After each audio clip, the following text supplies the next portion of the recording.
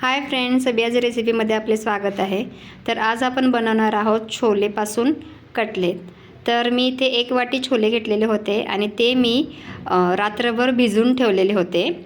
तर हे भिजलेले छोले आहेत। तर यामध्ये कांदा, लसूण आणि आले, हिरव्या मिरच्या 3 मोठ्या आणि कोथिंबीर असं सगळं घालून ह्याला मिक्सरमध्ये बारीक करून घ्यायचं आहे। मिक्सरमध्ये बारीक करताना पाणी न घालता हे मिश्रण वाटून घ्यायचं आहे आपल्याला।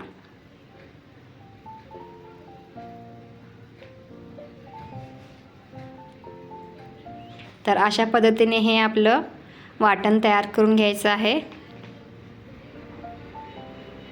जास्त घट्ट नाही आणि जास्त पातळही नाही, मीडियम साईजचं आपलं बॅटर रेडी होतं।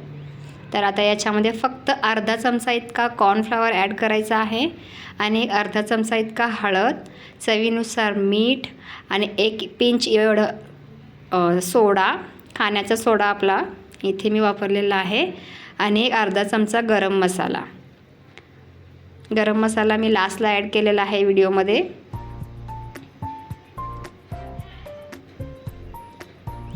तर अशा पद्धतीने हे आपलं बॅटर रेडी करून घ्यायचं।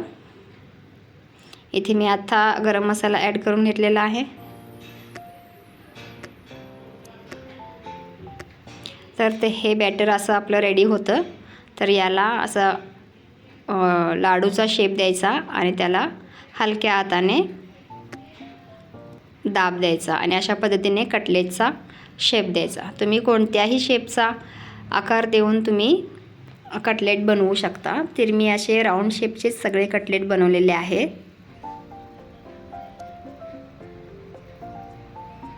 कटलेट बनवताना हाताला तेल लावून घ्यायचं, जेणेकरून पीठ आपल्या हाताला चिकटणार नाही।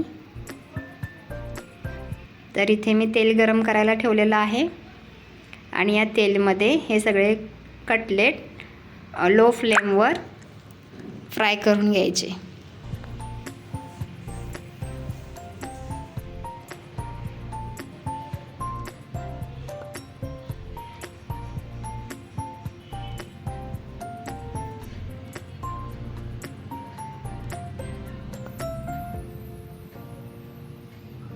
तर याला दोन्ही बाजूने आलटून पलटून गोल्डन कलर येईपर्यंत फ्राय करायचं आहे।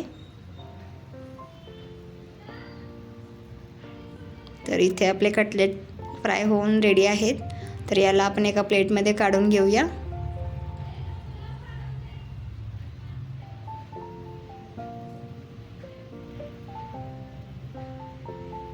तर चॅनलला प्लीज नवीन असाल तर सबस्क्राईब करा, लाईक करा आणि शेअर करा आणि ही रेसिपी घरी नक्की ट्राय करा।